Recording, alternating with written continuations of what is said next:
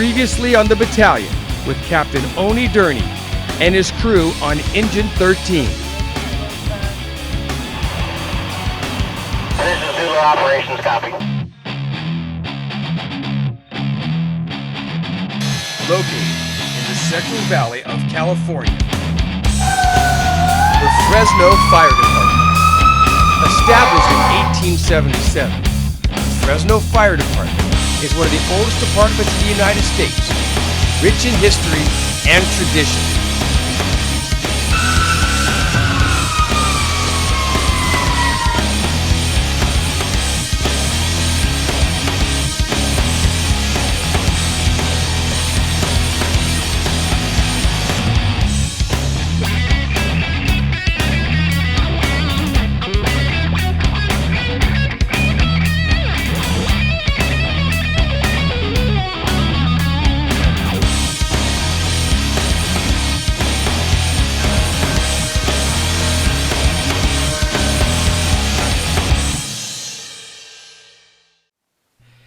After a long, grueling day of wildland training in the high heat of the California Valley, luckily, the night at Station 13 is surprisingly calm. Today on the Battalion, we are back with Captain Durney and his Engine 13 crew. Late night, a call comes in. It's a fire alarm at a commercial building. They arrive on scene at this business park.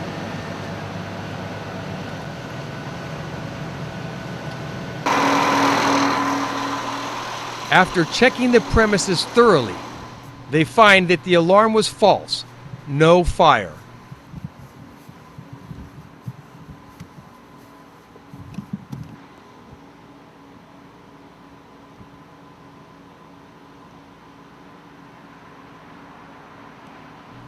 The captain contacts communications with a request to call the building's listed contact person so as they can get the alarm company out here and get this fixed.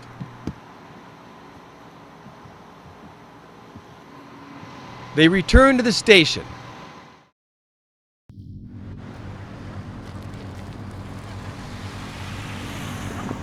On the west side of First. The next call that Engine 13 receives is a medical call. I was in the shower. When they arrive, the police are securing the scene and Engine 13 is on hold. Maybe 5 blocks from the station here, and came in as a stabbing. Our policy is to hold back till PD gets there, so we stopped just short, right on the corner of the location. PD got there right away. 2 officers came in hot and pulled around the corner. We could see them, and they waved us in right away. We were only staged for maybe a minute or so. They are cleared to enter the scene.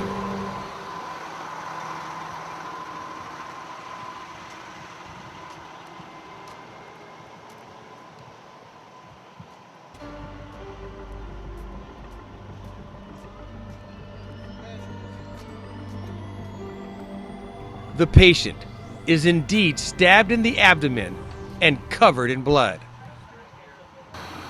Turns out as we pulled up and called the ambulance in too, we got out and the crew beat me to the patient, and it turns out it's a childhood friend of mine. I mean, a good friend, like a brother to me.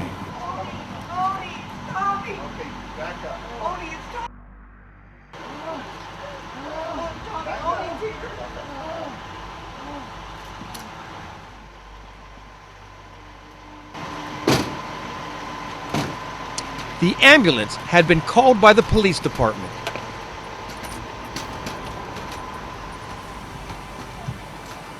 Captain Durney knows the victim of this stabbing personally.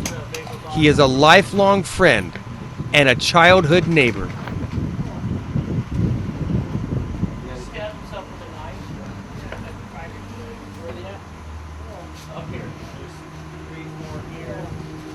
And he was laid on the front sidewalk by the entry door, and his wife was crying and screaming.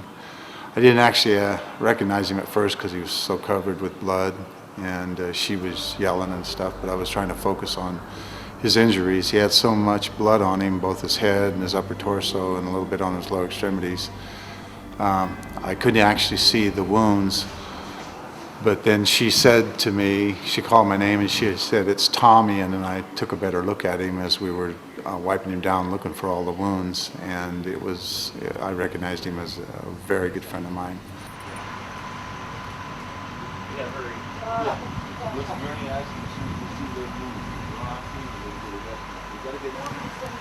I got one right here by the left carotid too. What about the head?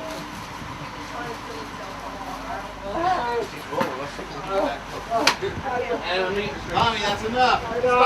Stop it. We can't restrict. We proceeded to, start treating him. He was conscious, but he became very combative.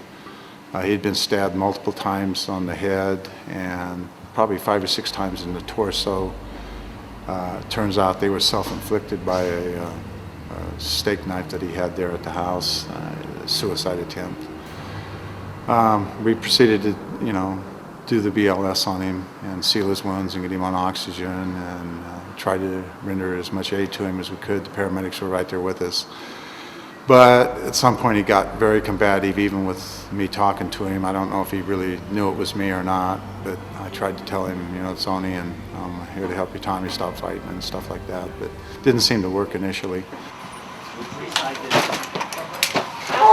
Tommy, goddammit. Listen to me.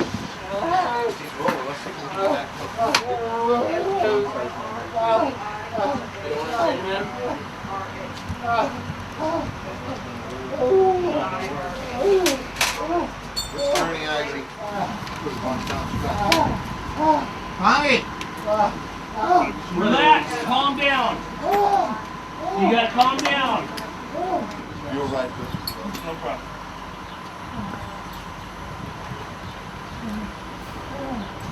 How many more days of loss do we have?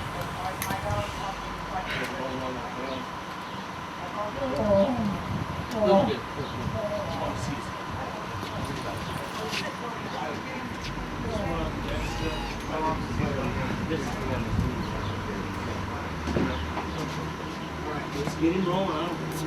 Strap the O2. Let's get him going. Got our equipment? I got it coming for you guys. Tommy!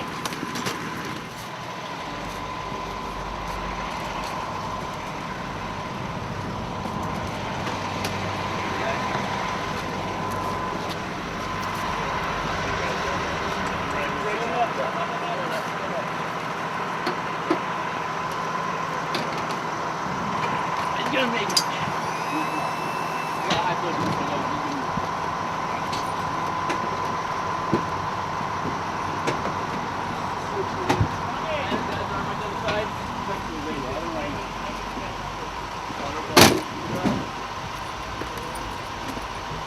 Want to roll at him?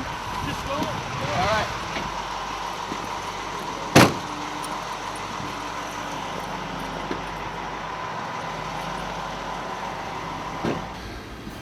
We knew he was a stat transport, so we prepared him as best we could and loaded him on the gurney and got him in the ambulance. And 2 of us from the engine transported him code 3 along with the medics from American. En route, he calmed down quite a bit. We were able to assess that he had a radial pulse, and he actually did have a pretty good blood pressure. Fortunately, his initial wounds were to the head, even though they were arterial bleeds.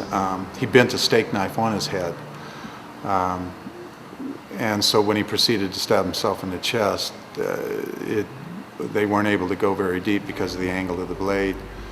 It was about a 5.5-inch blade, but I think based on how bent the knife was, I saw it just before we left scene and handled it. I think that's what kept him from penetrating the lung walls and hitting the heart. But he had a couple of wounds. One was right around the liver. Again, probably not penetrating, not deep puncturing the liver or anything. And I don't think he nicked the heart.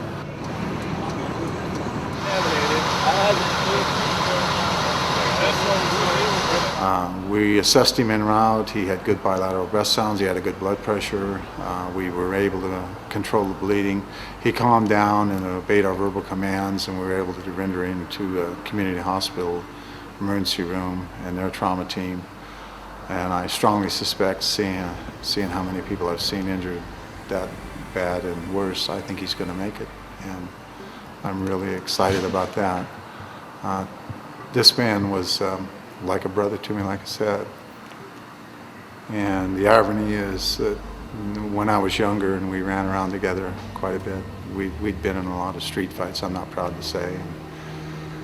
Some of the fights, somebody might have clocked me from the side or whatever, and each time I got in trouble in a fight, Tommy was right there to bail me out and knock that dude out. And so I got an opportunity to pay him back for saving me so many times. And I don't care to go any further.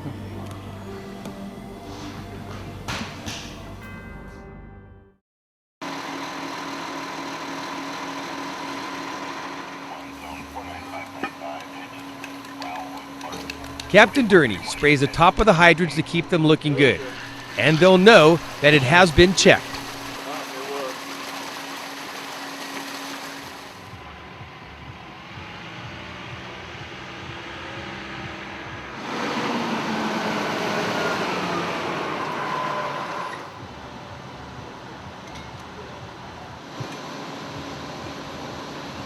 Engine 13 had just returned to the station when a call comes in. 5573, Brian Shepard. It's reported to be in the left-hand turn lane of westbound Shepard, turning off Brian. Gas for engine 18, zone 37506. They arrive on scene of the accident.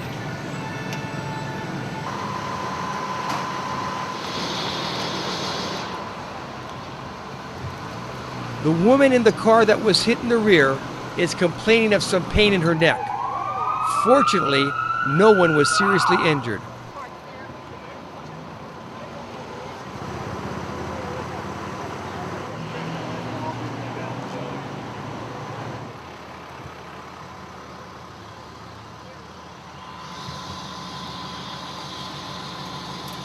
Once Captain Durney is certain that the patient does not need any additional medical attention, he stows his medical bag on the engine.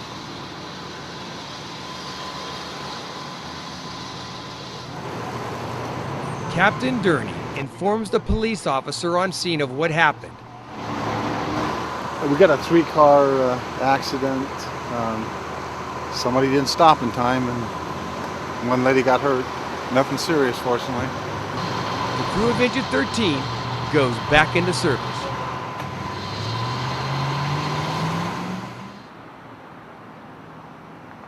The captain takes a moment of pause to water the lawn. It's been a tough day. It started out with a possible suicide attempt by one of his old neighborhood friends. This job is not as easy as most people think.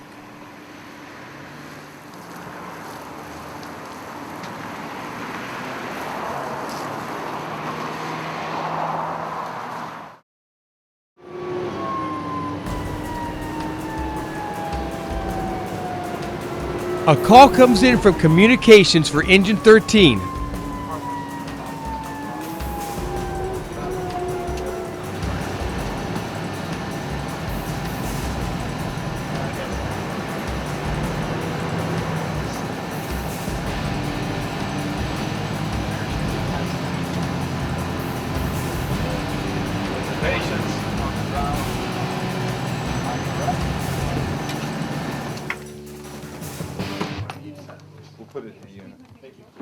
They find the office worker that nearly passed out. Any weakness in your joints, you want to check with Neuro when you get a chance, Dave. Okay, so 148.94 is probably a little. You had no allergies, correct? No, I see a nutritionist every week, and I'm usually like 116/68. It's almost every week. Captain Durney questions the woman Did you to catch that find out her 148.94? symptoms. Yeah. You ever had this happen before? When I was skiing once, I passed out elevation sickness, but no, I've never fainted before, and I didn't go out. Nothing stressful this morning or arguments or anything? No, we are in the middle of. I'm in sales. It's always stressful. It's always stressful. You No might want to check change the in the two day, guys huh? down the hall too. Yeah, Okay, we're well, in a national blitz right now. Anything and else that you felt pounding us. other than the near passing out and then the pain or the hot spot on the side of your face? Anything else? Just started to sweat and. The captain explains the patient's systems to the medics. And besides the near syncopal, she felt a hot feeling on her right cheek. Never had nothing like this happen except for one time she had some elevation problems years ago while she was skiing. No PMH. She has taken estrogen medicine because of a hysterectomy. No other medicine, and I can't say what she told me she's taken. You'll have to ask her again. And she's not allergic to anything. Her neuro seems normal. Her speech seems normal. All the symptoms have disappeared. She might go to Clovis Community. I guess we should hit a button now. What the heck? And that's kind of what we got on her. And unless something changed since I come down to find you, she's sitting comfortably. She set herself down because she felt like she was going to pass out. We went ahead and set her back up in a chair because she had no trauma. She looks fine now. Her first name's Vicky. Yeah. We got downgraded. Huh? You guys didn't get downgraded? Nah. Well, you know what? We were right down the street, so probably it's This way, to the left. Go ahead, I'm sorry. Yeah, we probably, if they did, I did. You're already here. Yeah, because we were right reflex on the knees. Oh, okay. She's actually open. The woman has decided to go to the hospital for further evaluation. No, I'm not saying that. Just I'm so tight on here. Thanks, you guys, for your help. is that one over there, the big one? We had a young woman that had a near syncopal episode, and she felt some numbness on the side of her face. She's alert and oriented, had good vital signs, so we had the ambulance evaluate her, and they're going to take her to the hospital just because of the history. She almost passed out, but hopefully it's nothing serious. That's it.